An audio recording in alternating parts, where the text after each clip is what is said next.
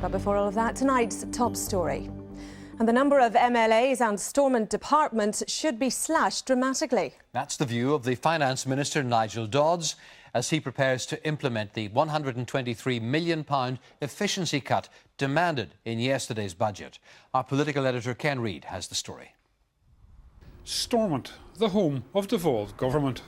108 MLAs and 11, soon to be 12, civil service departments. Now the Finance Minister believes it's time to reform the size of the administration.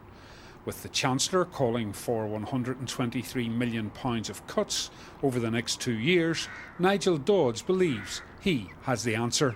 Well, I think that everybody accepts that given the size of Northern Ireland, to have 108 Assembly members is way above what needs to be. If you look at Scotland and Wales, proportionately it's much lower. I think we could easily get away with, 70 or 80 Assembly members. I think the number of departments, we could easily have 5 or 6 departments. And as I say, these would produce substantial savings year on year, not just a one-off, but every single year. And I think if we're serious about ensuring that frontline services are protected, then the other parties in Northern Ireland are going to have to get real and say that these issues must come onto the table rather than targeting cuts on frontline service.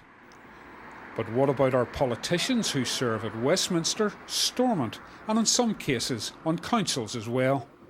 What about the role then in the future for somebody like yourself who's an MP and an MLA? Do you see that changing? Yes, I do. I think all of this will change. I think there has been a period of settling in terms of the Assembly where in all parties people have felt the need to be involved in order to make things happen and make sure that they settle down. I think all of that will eventually be phased out and will phase out as a matter of course.